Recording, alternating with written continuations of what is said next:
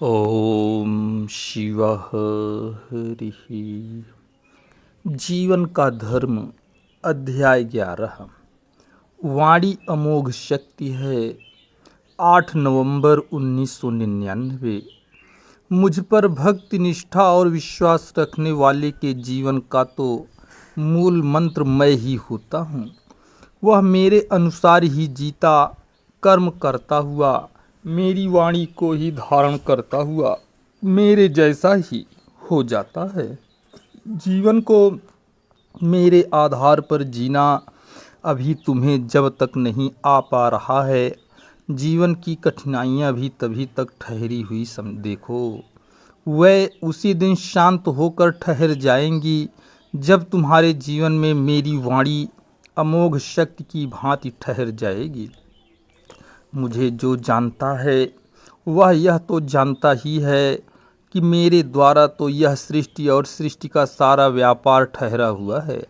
सारे क्रिया कर्म मेरे द्वारा ही संचालित होते, मेरे ही द्वारा संसार का हर रूप रचा जाता, विकसित होता और मिटता जाता है और फिर से एक नया रूप पाता जा रहा है। तब भला तुम्हारे शरीर की स्थितियाँ क्या मेरी अधिकार सीमा से बाहर हो भी सकती हैं? यही सोचो। यदि अभी भी तुम्हारे शरीर में, तुम्हारे समाज, परिवार और संसार में सभी कुछ ठहरा हुआ है, तो इसका अर्थ ही है कि मेरी वाणी को तुमने जीवन में अभी स्थान ही नहीं दिया है। मेरी वाणी का पाठ भी न करने वाला भला मुझे मेरे इस दर्शन में कहाँ पहचानेगा?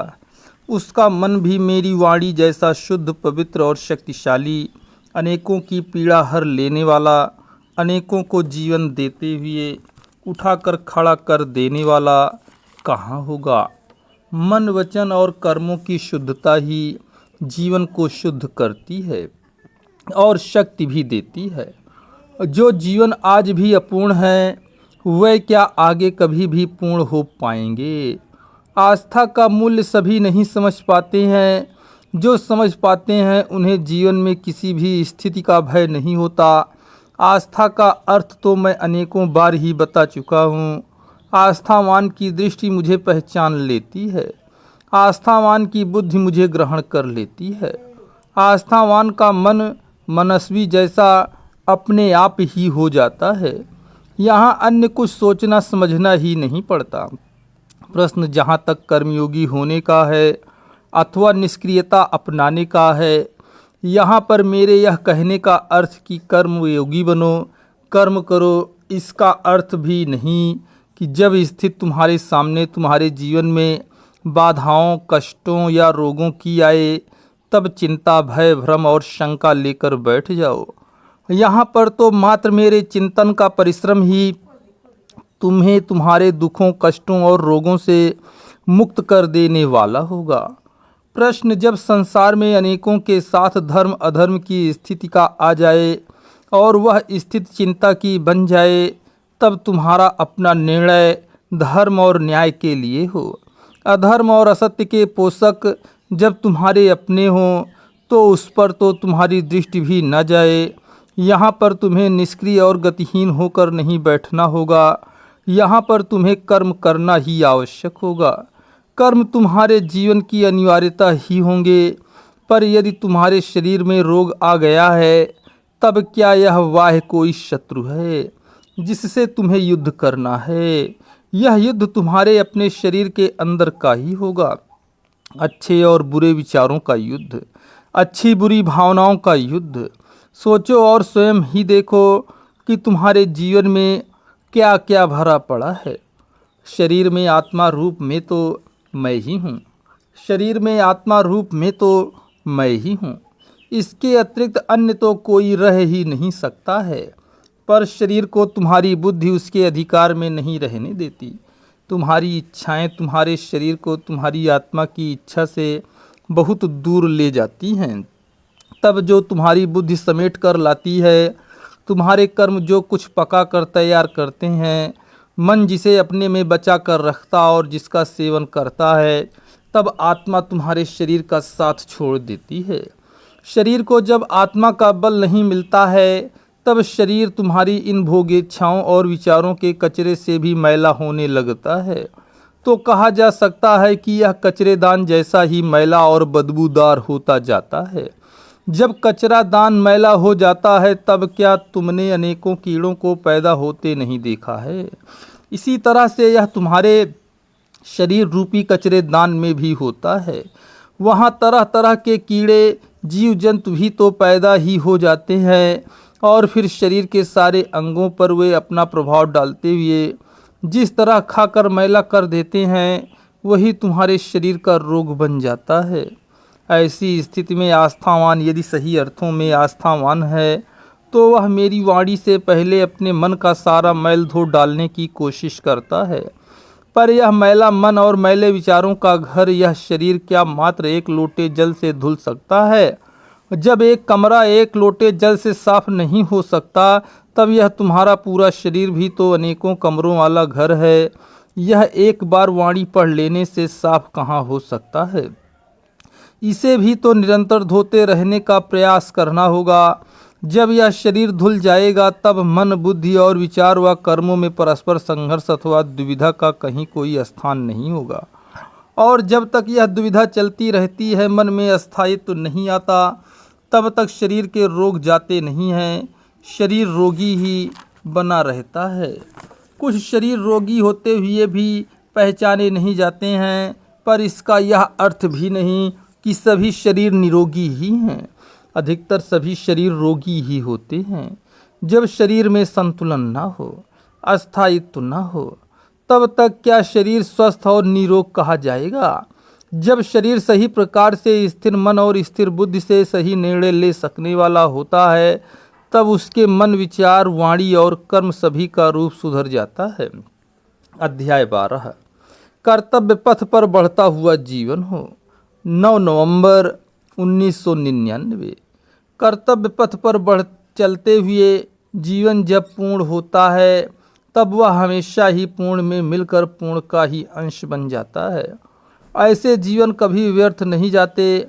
ऐसा ही जीवन सदा सर्वदा संसार में शेष भी रहता है, स्मरण भी किया जाता है। पर ऐसा भी कोई जीवन नहीं होता जो कभी भी खत्म नहीं होता।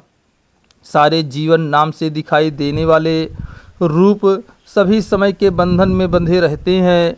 यह भी मेरा ही विधान है और इसीलिए मेरे विधान की सीमाएं तो कभी भी नहीं टूटती। समय से बंधे जीवन समय पर ही समाप्त होते हैं। पर ऐसे कर्तव्य पथ पर चलते हुए जीवन की तो सदा ही पूजा की जाती है। उन्हें हमेशा ही श्रद्धा और विश्वास से याद किया जाता है, क्योंकि ऐसा जीवन तो सभी मनुष्यों का भी नहीं होता है। ऐसा ही जीवन तो था रूबी का भी। कहने के लिए संसार की दृष्टि में तो वह निश्चित रूप से ही पशु भी था। उसका आदर और सत्कार भी नहीं था। जितने प्यार पर उसका अपना अधिकार था वह प्यार भी यह संसार उसे नहीं दे पाया। पर उसकी महत्ता तो मनुष्यों के द्वारा प्यार मिलने या न मिलने अथवा अनादर और तिरस्कार से तो खत्म नहीं होती। वह जो भी उसे प्यार करते रहे, जिन्होंने उसे वास्तव में प्यार किया और हृदय में उसे उसका अपना स्थान उतना ही दिया जितना उसने दिया, तो वही समझ पाया उसे अन्य किसी के भाग्य में उससे कुछ भी पाना था ही नहीं। सत्य ऐसा ही होता है जो सभी के बीच रहता हुआ भी कभी जाना जाता है और कभी नहीं जाना जाता है, पर सत्य रूप में वह स्वीकार नहीं हो पाता है। उसने जीवन का सारा धर्म पूरा किया। यह कहा जा सकता है कि अधिकतर पशु भोग योनि में ही होते हैं, पर पशुओं में भी सत्य, धर्म और विश्वास सदा होता है।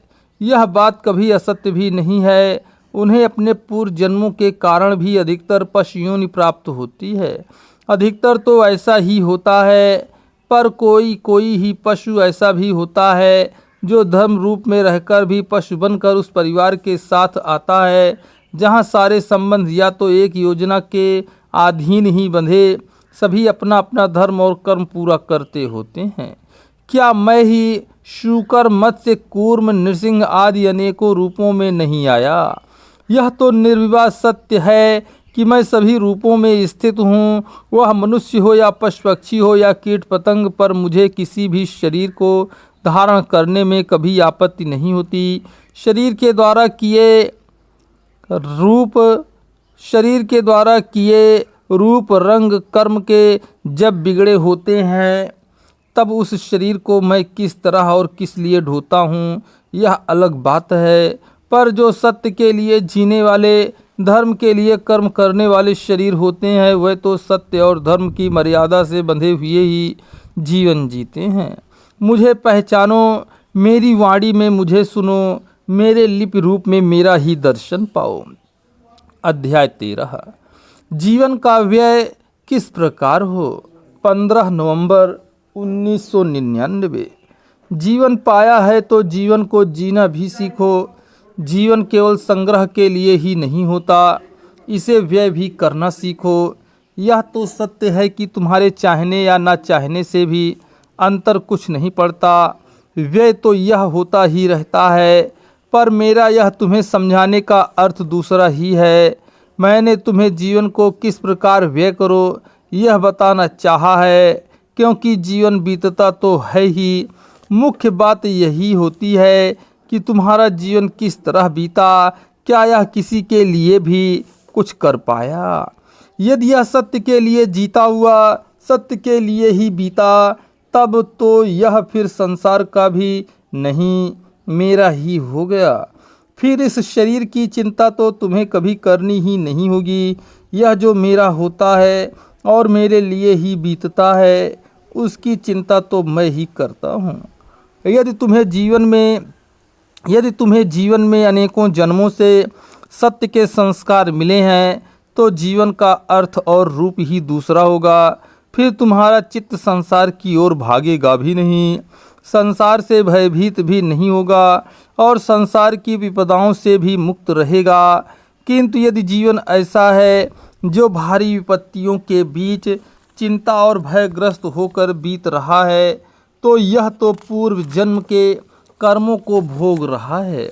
या फिर यदि यह उन सारी विपत्तियों के बीच भी सत्य के आश्रय के साथ साहस के साथ जी रहा और आगे बढ़ रहा है, तो यह मात्र कुछ परीक्षा के क्षणों के बीच बीतता हुआ सत्य और धर्म का ही अर्जन कर रहा है। अतः रोना नहीं, जीना सीखो। रोना तुम्हें मुझसे दूर कर देता है। तुम्हारे सामने उन रोने के क्षणों में संसार ही रहता है, मैं नहीं। मेरा स्मरण करो, तुम्हारा रोना स्वयं समाप्त हो जाएगा और जीना आ जाएगा। पर यह आवश्यकता और परीक्षा ही तो है तुम्हारी आस्था की। क्या तुम्हारी आस्था वास्तव में दृढ़ और मजबूत भी है? मजबूत है भी? क्या आस्था का अर्थ भी समझे हो? आस्था तो वह मजबूत दीवार है जिसमें सारा जीवन ही सुरक्षित रहता है, और उस आस्था की दीवार से टकराकर सारी विपत्तियां समाप्त हो जाती हैं। आस्था जीवन में ढाल का भी काम करती है और अस्त्र का भी। यह तो वह शक्ति भी है और शस्त्र भी, जिसका जैसा भी जो प्रयोग करना चाहता है वैसी ही बन जाती है। पर यह सत्य के भक्त के लिए ही है। यहाँ यह भी समझना होगा कि असत्य का आश्रय लेकर जीवन बिताने वाले के लिए ना तो यह रक्षा कवच है, ना ही है यह मजबूत दीवार। यह तो असत्य का संबल लेने वाले को दंड देने का अस्त्र ही है। पर तुम्हें यदि संसार में जीने का सहारा कष्टों और विपत्तियों के लिए मेरा सहारा चाहिए, तो जीवन से असत्य को दूर ही करना होगा। आज का यह समय जो मेरे दर्शन का और मुझे पाने का है, यह भी साधारण नहीं है। समय क्या लेकर आया है वह भी साधारण नहीं है। शीघ्र ही इस संसार में जो विपत्तियां आने वाली हैं, जो आज से पहले कभी भी नहीं आई थीं, जिनके विषय में मनुष्य कभी सोचता भी नहीं है, यहाँ तक कि सृष्टि का संचालन, सृजन और विनाश करने वाला मैं भी यदि निरंतर बताता जा रहा हूँ, अथवा यह समझो कि चेतावनी देता जा रहा हूँ उन्हें जो मेरी भक्ति कर रहे हैं, कि वह समय रहते अपने जीवन को उसी राह पर ले आएं जो राह मेरी बनाई है। क्योंकि संसार में जीवन भी कभी समाप्त नहीं होगा, बंद भी नहीं होगा, और सारे रास्ते भी संसार में कभी बंद नहीं होंगे। यह मेरा दिया आश्वासन है। पर जिस पथ पर तूफान ही तूफान भरे हैं, उसी पथ पर यदि बढ़ते रहोगे तो जीवन की सुरक्षा किस प्रकार पाओगे। आज का जीवन इसी प्रकार बढ़ता रहेगा, यह तो सोचना भी मत, क्योंकि मैं तो उन्हीं का हूँ जो मेरे हैं। मेरे स्थान भी वही हैं जहाँ मैं ही सुरक्षा करने के लिए तत्पर हूँ। लेकिन कुछ स्थान बचेंगे, कुछ निर्जन हो जाएंगे, कुछ स्थान हुए जो असंख्यों हत्यारे मनुष्यों से भरे हैं, जहाँ के लोग केवल भोगों में डूबकर ही जीना जानते हैं, जो सत्य को भूलकर मात्र असत्य के लिए ही जी रहे हैं, वे तो नष्ट भी होने ही जा रहे हैं। सागर की बढ़ती लहरों में कितना कुछ जलमग्न और सागर से एक रूप होने जा रहा है, यह भी तो तभी समझोगे जब कहीं भी देखने का अवसर मिलेगा। जब तक ये विपत्तियां तुम्हारे जीवन से दूर हैं, तब तक तो तुम्हें भला किस तरह यह विश्वास हो सकता है कि मैं जो कह रहा हूँ वह सत्य भी है। सत्य तो है, पर मेरा तो यह नियम भी है जो सृष्टि के संचालन का विधान भी है। जैसे जैसे मनुष्यों की स्वार्थी प्रवृत्तियां बढ़ेंगी, वैसे वैसे ही वह कालग्रस्त होता जाएगा। जीवन जीने के लिए आवश्यकता है तुम्हारे त्याग के लिए कर्मों की। तुम्हारे जीवन में किया हुआ त्याग भी तुम्हें जीवन में मेरी पूजा करने के लिए आगे बढ़ने का सहारा और स्थान देगा। जीवन भोगों के लिए नहीं, कर्म करने का अवसर है। जो जीवन सत्य के प्रति कर्तव्य कर्म करता हुआ जी लेता है, उसके लिए संसार की बड़ी से बड़ी विपत्तियां बड़ी साधारण हो जाती हैं। उसे किसी भी बड़े से बड़े सागर को पार करने के लिए किसी भी सहारे की आवश्यकता नहीं होती। मेरी बाहें स्वयं उसे जीवन की हर स्थिति को पार करा देती हैं। यहाँ तक कि सागर की बड़ी बड़ी लहरें भी शांत होकर उसे सहारा देकर पार करा देती हैं, डुबोती नहीं हैं। मुझ पर तुम्हारी भक्ति, निष्ठा और विश्वास तुम्हारे जीवन का सहारा बनेंगे। मेरे भक्तों के जीवन में अभूतपूर्व दर्शन होंगे मेरी कल्याणकारी शक्ति के। ओम शिवः हरिः।